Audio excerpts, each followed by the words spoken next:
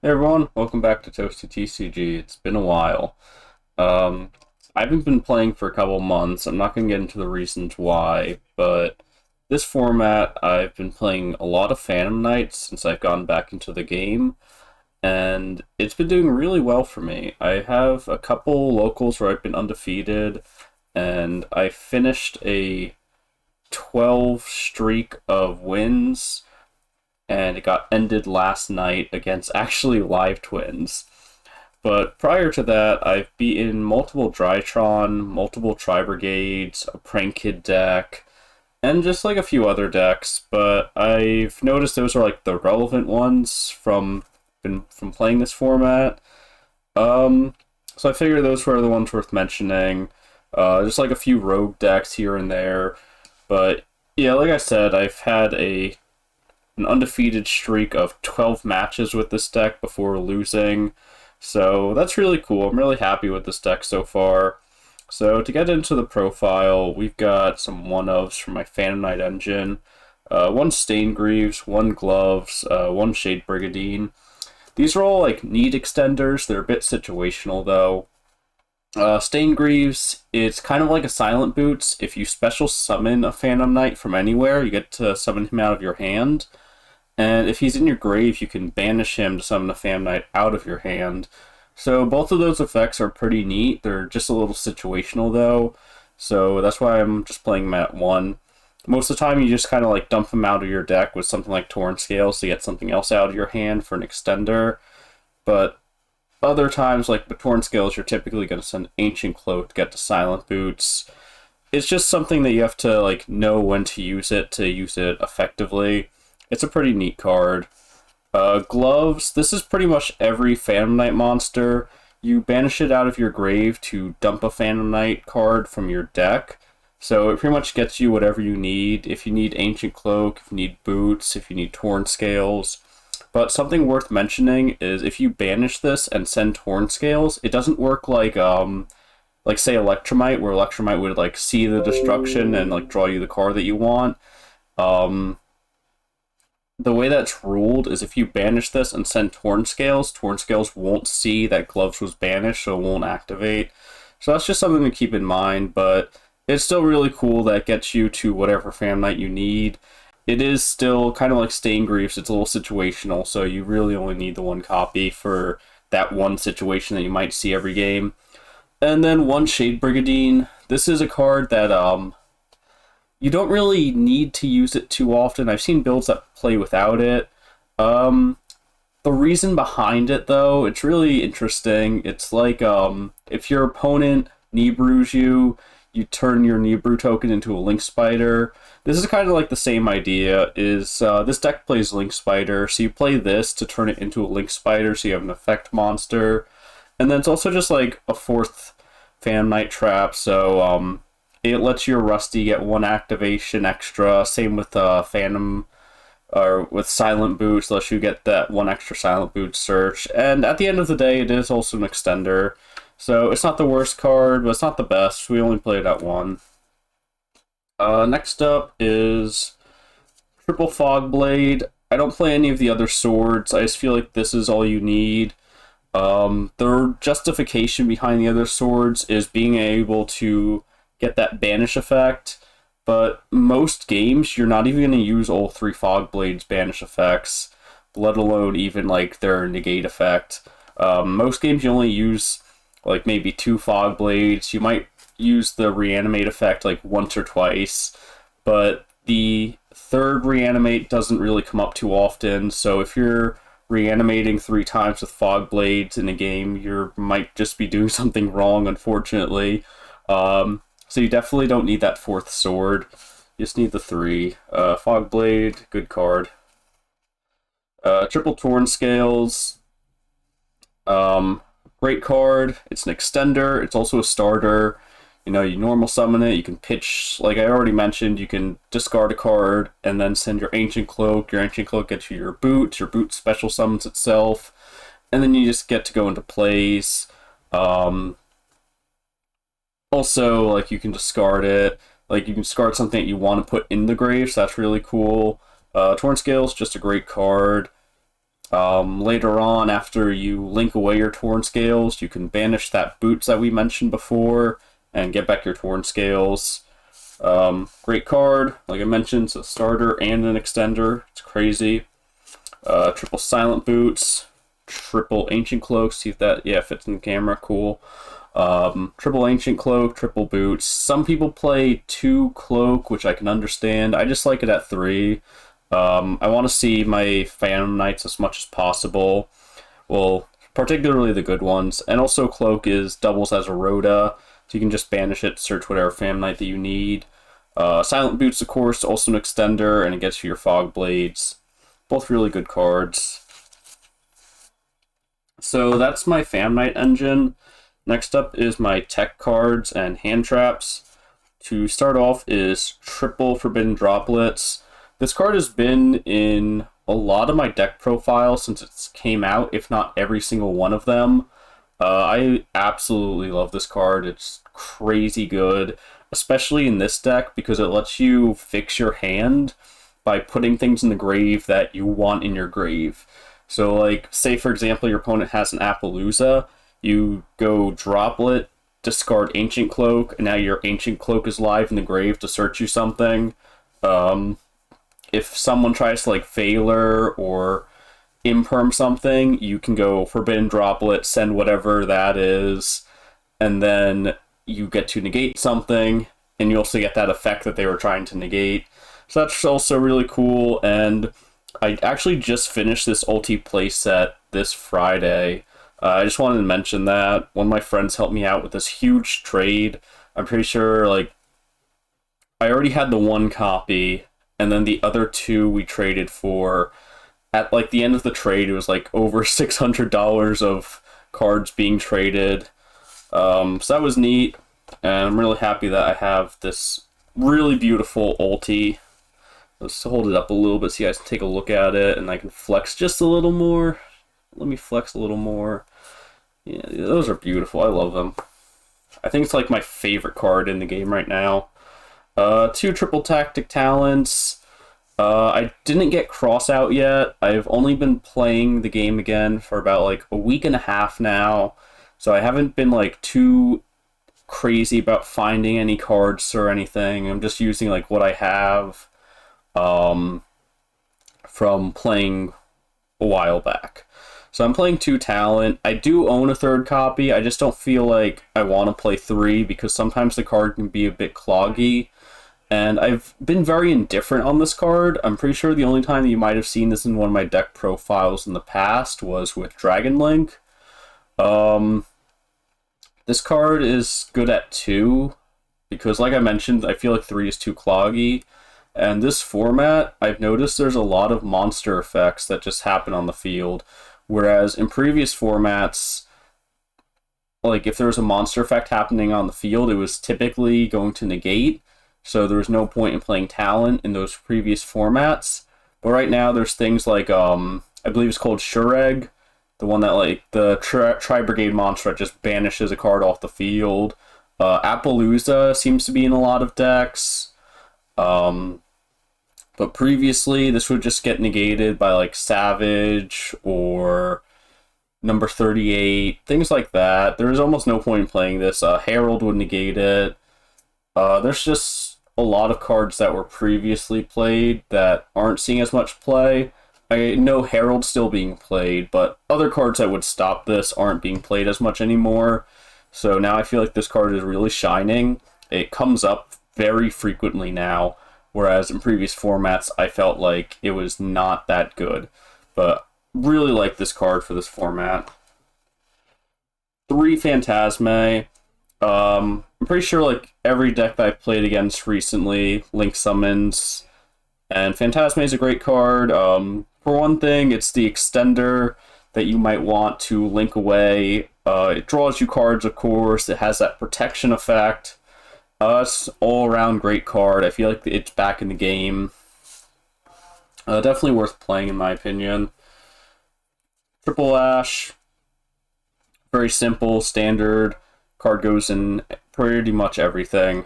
Doesn't really need to be explained that much. It's also level 3, I guess.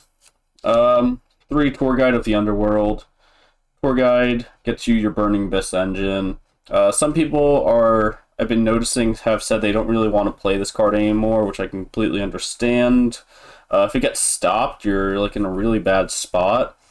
So what I like to do when I open Tour Guide is see if I have Tour Guide plus an extender, because if I have Tour Guide plus an extender, I can go normal summon Tour Guide, bait out their hand trap, then use my extender to continue playing.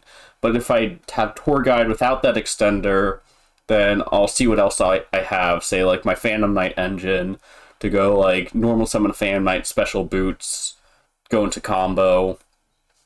You just have to be very aware of the situation when it comes to Tour Guide. Like I said, if you open the Tour Guide and you have the extender, you can just bait out a hand trap and be fine. You just have to make sure you make the right decisions when you see it, I guess. And then for my Burning Abyss engine, 2 Graph, 2 Seer. I've noticed most people play 1 and 1, but I like 2 of each because of those weird situations where you open a Burning Abyss monster, kind of shuts off that engine that you might need, or most likely you will need to go into it. Now I understand the argument against it. If you're playing 2 and 2, you're more likely to open them. But in that same idea, you still have them in your deck. So if I open a Seer, I still have a Seer in my deck.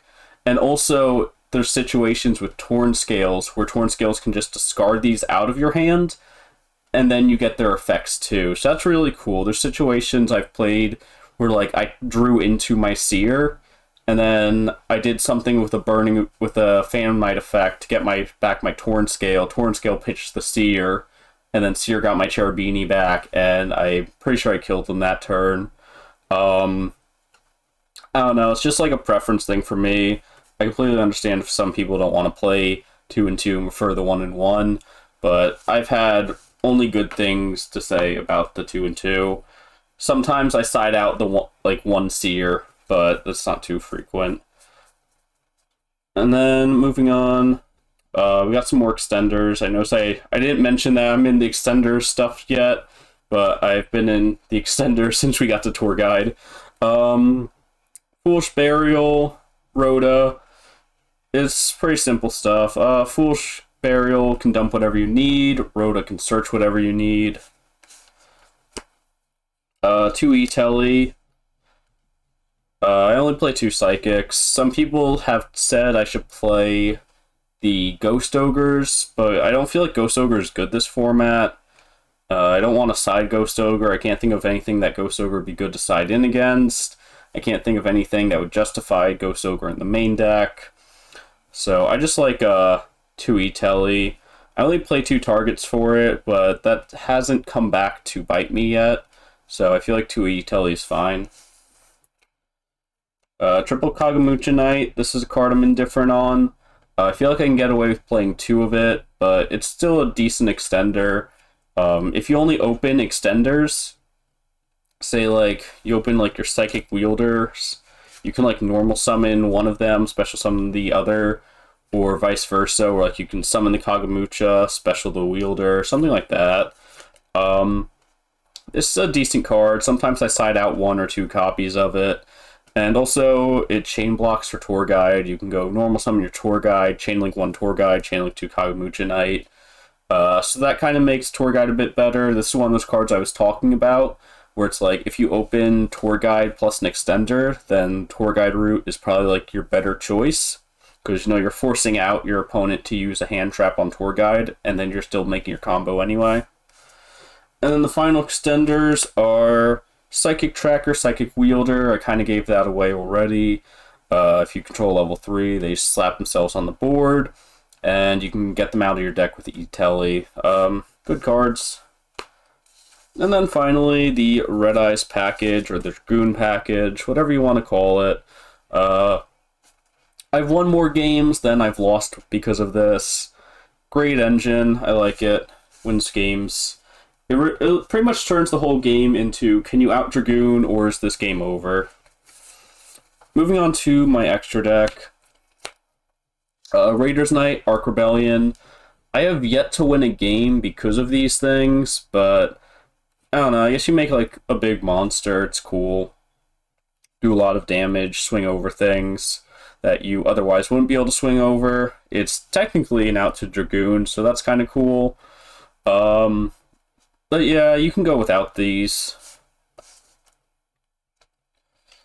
2 Break Sword. Unfortunately, one's Ultra. Kind of sad about that. But, you know, it's Break Sword. You can summon it under your Bardich to pop something. Then Break Sword can pop something as well. You can come back. You make your Raider's Knight. And then you can make your Arc Rebellions. That's like a cool little thing. 1 Leviair. I've seen some people play 2. It's open to preference, 1 or 2, really. It's an extender either way. You get back like whatever you have banished. Typically, you grab back your Ancient Cloaks, or you have an Ancient Cloak set up for next turn. All around great card. 1 Zeus. This really just comes up in the grind game. There's not really like, this isn't like Zoo where, you know, like you're making like a Borbo attacking directly, then making this big like 6 material Zeus. Most of the time I only make the 1, or not the 1 material Zeus, I mean 3 material Zeus. Some people play this rank 4, I can't think of the name of it, but if you know the name of what I'm talking about, something Magician, Downer Magician, I think. Yeah, Downer Magician. So people can go like Break Sword, attack directly for 2,000, then overlay Downer Magician, then overlay to this, so that way you have a 4 material Zeus. That's totally, like, it's a really cool decision. I like that a lot. But that's a card I don't have, so I haven't been doing that at all. I feel like Zeus by itself is decent. You know, you can just wipe the board at any time. Always a good card. It's not like a dedicated like combo piece or anything. Like I mentioned, it's not like Zoo, where you're like dedicated to make that card. It just comes up when it comes up, really. The 1 Cherubini. This is like the centerfold of the whole deck. You want to like dump 2 level 3s on the board, make this, dump other things, do combos. Something that comes up a lot more often than you think is if this thing would be destroyed by a card effect, you can send any other card on your field to the graveyard instead. This comes up ridiculously frequently. So a lot of the time before I make Cherubini, I'll set like a normal spell, or I'll set like a back row or something like that. Like something that I'm not going to have to worry about like being locked out of. Like say for example, like Forbidden Droplet. I'm not going to set Forbidden Droplet because like if I need it in my hand at some point in the turn, then of course I'm going to want to have it in my hand. But if it's like Fog Blade, for example, I can't use it this turn anyway, I'll set that, or I'll set like Foolish Burial, since I'll be able to flip it later anyway, or just like anything. So that way, if they have an effect to destroy, I can just send one of those cards to the grave anyway. And in the situation of Foolish Burial, it's really like, if I have the other extenders, I don't need Foolish Burial anyway. Cherubini by itself is an extender, like I've already mentioned. So if it came down to, do I want Cherubini or do I want Foolish Burial, I'm going to go with the Cherubini 100% of the time. So I would set the Foolish Burial, and then they activate, like, say they flip like Torrential Tribute, I can send the Foolish Burial to the grave instead to protect the Cherubini. It's a really neat card. It's pretty much like the core of the deck. Another part of the core of the deck is Shade Brigadine. This card is also really incredible. Pretty much dump whatever Fan Knight that you need into the grave, get your Fog Blades, it pops things. What's really cool is if Fog Blade is in your grave and Break Sword is in your grave, on your opponent's turn, you can banish Fog Blade, bring back Break Sword, and trigger Bardich on your opponent's turn to destroy a card. A lot of people don't expect that, so they'll forget that Bardich can pop on their turn and do like regular plays, and then you go, oh, Fog Blade, Break Sword, pop. And it just sets them so far back so they just don't expect it. It's like the situation with Cherubini, like no one expects the card effect protection. So when you do it, it's very beneficial, and it just sets people back because they don't expect it. 1 Spider, this is for nebru. If you get nebru'd, you turn your token into this, And then any other monster makes your Anaconda, and you can make a Dragoon from there. That's pretty much the only purpose for it. Also to link off your Shade Brigadine, I guess. Nightmare package, 1 unicorn, 1 phoenix, 1 phoenix, 1 unicorn. They come up sometimes. The only problem is they break away from the combo, so the only time that you really want to go into them is when you're just trying to like force your opponent's back row out, or you like really need to deal with a floodgate. But if you make these, it kind of hurts your combo because you can't, there's just options that you can't do now. Like, if you made, like, your Phoenix or your Cherubini, now you're, like, out of a few effects, like Cherubini can't dump the thing that you need in your grave. So, some of the time that you make these, it can halt the rest of your turn. You just need to make them when it's just that bad of a situation, I guess. I guess it's up to like player preference. You have to know when you need to make those cards. 1 Appaloosa. Sometimes in your combo you can make Appaloosa, but most of the time it doesn't come up too much. The reason that you make Appaloosa is just to stop nebru. But like I said, most of the time this card won't come up. It's nice when it does. You'll have a 3 negate Appaloosa most times, and then you can make like Anaconda, make Dragoon. Typically, if you make Appaloosa, you're not going to be able to get into Bardich, which is kind of unfortunate, but if you're making Appaloosa Dragoon, you're fine either way. 1 Access Code Talker. I kind of wish this was a Boral Sword Dragon. I feel like Boral Sword would come up a bit more. Most of the time that I make Access Code Talker, I don't even have game. Like, I'll make a I'll make an Access Code, pump it by 3k, and then I'll swing with it and a Rusty Bardich. But most of the time, that's all that's able to get onto the board. So you still leave them with like 700 life points, I think. Whereas, like, if it was Boral Sword, I could throw something like Shade Brigadine onto the board, and then just switch the Shade or something like that. I don't know. It doesn't feel that great. It's like most of the time you're just going to get the 1, maybe 2 pops out of it. I feel like Boral Sword might be better in this deck, but Access Code is still pretty incredible. And keep in mind, it does also out Dragoon, so it's one of those things that, like, I can complain about, like, not doing too much with it, but it also does too much at the same time, because it's just such a good card. I definitely feel indifferent on this card. And then finally for the extra deck, 1 Anaconda, 1 Dragoon. Like I mentioned before, Dragoon turns the entire game state into, can you out this thing or do you lose? And finally, the side deck, 1 Pankratops. It doesn't come up too often. It's a 1 of also, so if it does go into the main deck, you might not even see it. But it's a very powerful card when you do see it, I suppose. But most of the time, it just feels too generic when you want more of a blowout card to side in. So most of the time it doesn't go in. 1 Red Reboot. Like I just said with Pankratops, most of the time you want more of a blowout card. This is what I'm talking about. Red Reboot is much more of a blowout card. And when you see it, you're typically going to win that turn, or you're going to try to win that turn. You can use like Break Sword to pop whatever they set off Red Reboot. Great card, fantastic. Of course, it's at 1.